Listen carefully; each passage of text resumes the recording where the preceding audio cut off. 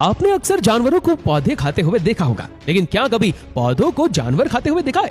सुनकर दिमाग घूम गया ना? ऐसा सच में होता है।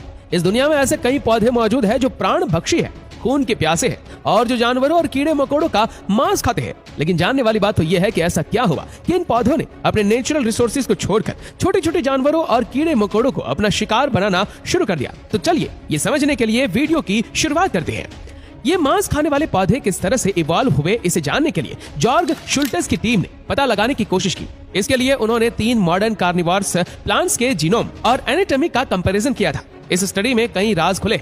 आज से लगभग 70 मिलियन सालों पहले जब पृथ्वी पर डायनासोर जैसे बड़े और विशाल जानवर हुआ करते थे, उस वक्त कुछ पेड़ पौधे अपने जेनेटिकल चेंज यानी कि प्रकृति में आए बदलाव की वजह से या फिर न्यूट्रिशन की कमी के चलते इंसेक्ट और छोटे मोटे जानवरों को खाने लगे। ये कुछ ऐसा ही था कि किसी खास बीमारी के चलते एक इंसान में जब पोषक तत्वों की कमी हो जाती है तो डॉक्टर उसे कुछ खास तरह की चीजें खाने को कहता है, जिससे कि वो इंसान जल्द से जल्द ठीक हो सके।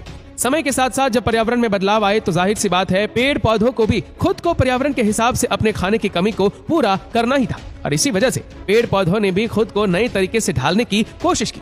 यही वजह थी कि उनकी पत्तियों और बाकी हिस्सों में भी चेंजेस होते चले गए। इस प्रोसेस को पूरा होने में और प्लांट्स को पूरी तरह से कार्निवोरस होने में हजारों सालों का समय लगा। लेकिन इसी दौरान इन पौधों को बहुत सारे फायदे भी हुए, क्योंकि ये पौधे बदलाव को बहुत ही अच्छी तरह से समझ चुके थे।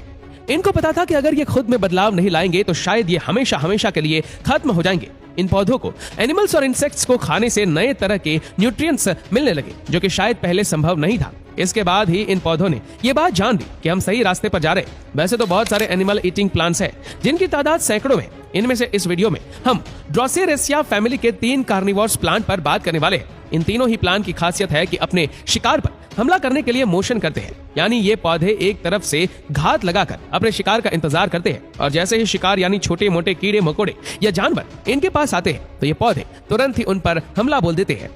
Number 1, Venus fly trap. Venus fly trap Carolina में पाया जाता है, ऐसी जगह जहाँ की जमीन ह्यूमिड होती है, जो इन पौधों के लिए एकदम सही होती है। आपको ये जानकर बहुत ही ज्यादा हैरानी होगी कि पोकेमॉन कार्टून में इस पौधे से इंस्पायर्ड होकर कैरेक्टर्स बनाए गए हैं। खैर, पेड़ पौधे किसे पसंद नहीं होते, और खासकर जब वो हरे भरे और खूबसूरत हो। पर शायद आपका ध्यान इस पेड़ के कांटेदार पत्तों पर नहीं गया, जो कि जानवरों के लिए मौत का कुआं है। जब इस पेड़ की पत्तियां खुली होती है तो अक्सर इस पर कोई छोटा मोटा कीड़ा मकोड़ा या छिपकली जैसे जानवर आकर बैठ ही जाते हैं। ये देखिए, मधुमक्खियों की तरह दिखने वाला येलो जैकेट इस खूंखार पेड़ की कांटेदार पत्तियों पर आ बैठता है। अब जो होगा उसे देखकर आप अपनी आंखों पर विश्वास नहीं कर पाएंगे। एक ही झटके में ये कांटेदार पत्तियां इस जीव को कैद कर लेती है और थोड़ी ही देर में मौत की नींद सुला देती है। देखा आपने किस तरह इस पेड़ की पत्तियों ने इस छोटे से जीव को अपनी तरफ खींचा और अपना मुंह बंद कर लिया। बेचारा येलो जैकेट तड़पता रह जाता है और खेल खत्म हो जाता है। कुछ देर बाद जब येलो जैकेट्स एक बार फिर से इन कटीली पत्तियों के पास आते हैं तो इनमें से एक बुरी तरह से अंदर फंस जाता है, और साथ ही दूसरे जैकेट की गर्दन भी इन पेड़ की पत्तियों में फंस जाती है, जिसे बड़ी मुश्किल से येलो जैकेट का साथी छुड़ा पाता है। कटीली पत्तियों में फंसे हुए जैकेट को तड़पता हुआ देखकर बाहर मौजूद सारे जैकेट्स परेशान हो जाते हैं, पर ये नन्हे जीव अपने साथी की जान बचाने के लिए कुछ नहीं कर पाते। अब तो आपको इस बात का अंदाजा लग ही गया होगा कि ये पौधे कितने ज्यादा खतरनाक होते हैं। Number 2, sundew. आपने रोलर कॉम्ब तो जरूर देखा होगा, जिसके सर पर छोटी छोटी बूंदे जैसी लगी होती है, और इन्हीं बूंदों की वजह से ही हमारे बाल मन चाहे तरीके से संवारे जा सकते हैं। ये पौधा भी कुछ रोलर कॉम्ब की तरह दिखता है, जो एक मटर के दाने से लेकर आपके हाथ की लंबाई जितना बड़ा हो सकता है। जिस तरह एक रोलर कॉम्ब के सिर पर छोटे छोटे दाने लगे रहते हैं, उसी तरह इस पौधे के सिर पर भी कई सारे छोटे छोटे और चिपचिपे ड्रॉपलेट्स होते हैं, जो कि वाटर और कॉम्प्लेक्स शुगर से बने हुए होते हैं। ये इंसेक्ट्स को अपनी ओर अट्रैक्ट करने के लिए एक तरह से चारे का काम करते हैं। इंसेक्ट्स इन्हीं ड्रॉपलेट्स की वजह से ही इनकी चपेट में आ जाते हैं। इससे पहले कि इंसेक्ट्स कुछ भी समझ पाए तब तक देर हो चुकी होती है, क्योंकि तब तक इंसेक्ट्स इस चिपचिपे लिक्विड में बुरी तरह फंस चुके होते हैं। इस पौधे की कुछ ऐसी भी प्रजातियां होती है जो छोटे मोटे कीड़े मकोड़ों को अपनी चपेट में लेते ही पूरी तरह से गला देती है। लेकिन इस पौधे की सारी प्रजातियां में से सबसे ज्यादा खतरनाक कैप सनड्यू नाम की प्रजाति होती है। ऐसा इसलिए क्योंकि कैप सनड्यू अपने शिकार के चिपकने के बाद उसे पूरी तरह से कसकर अपने शिकंजे में ले लेते हैं और उसे घंटों अपनी पत्तियों में दबाए रखते हैं। कैप सनड्यू ऐसा तब तक करते हैं जब तक ये अपने शिकार को पूरी तरह से निचोड़कर इनके सारे न्यूट्रिएंट्स चूस ना ले। ये पौधे अपने चिपचिपे टेक्टिकल्स से अपने शिकार को निचोड़ लेते हैं। ये अपने शिकार को भी महसूस कर सकते हैं और इस बात का भी अंदाजा लगा सकते हैं कि इनका कौन सा शिकार जिंदा है और कौन सा मरी हुई हालत में। जिस तरह हम इंसानों के पास दिमाग होता है, उसी तरह ये पौधे भी इलेक्ट्रिक सिग्नल की मदद से छोटी से छोटी हरकत का पता कर सकते हैं। इन सिग्नल्स को एक्शन पोटेंशियल का नाम दिया गया है। एक अनुमान के मुताबिक ये पौधे इस बात का भी पता लगा सकते हैं कि इनका शिकार पोषक तत्वों से भरा हुआ है या नहीं। Number 3, water wheel plants.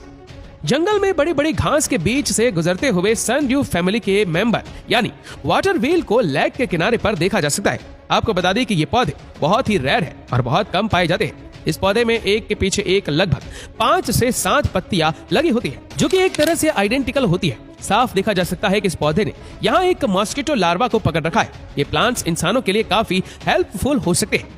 Water wheel plants लगभग हर महाद्वीप में पैदा हो सकते हैं और किसी भी तरह के पानी पर कब्जा कर लेते हैं। इस प्लांट में अंडर वाटर फ्लॉप होते हैं जो छोटे छोटे समुद्री जीवों को पूरी तरह से कस लेते हैं और उनकी जान निकाल देते हैं।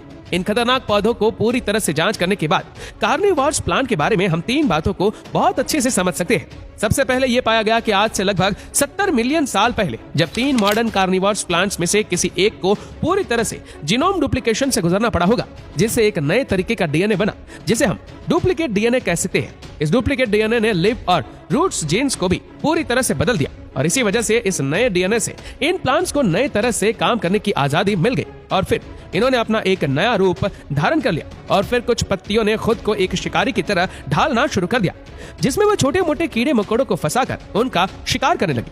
जबकि कार्निवोरस प्लांट न्यूट्रिशन और एब्जॉर्प्शन की प्रोसेस को जीन से ही कंट्रोल करने लगे। कार्निवोरस की जर्नी के सेकंड स्टेप की शुरुआत तब होती है जब पौधों को शिकार से नए तरह के पोषक तत्व यानी न्यूट्रिएंट्स मिलने लगे और इसी के चलते पुरानी बत्तियां और पेड़ की जड़ें उतनी ज्यादा जरूरतमंद नहीं रही जितनी की पहले थी। और ऐसा भी देखने को मिला है कि जो भी जिन्स कार्निवोरस न्यूट्रिशन में शामिल नहीं थे यानी जिनका इस्तेमाल नहीं हो रहा था, धीरे धीरे उनका रास्ता साफ होता गया और वो गायब होने लगे। ये भी अपने आप में एक नई तरह की शुरुआत थी।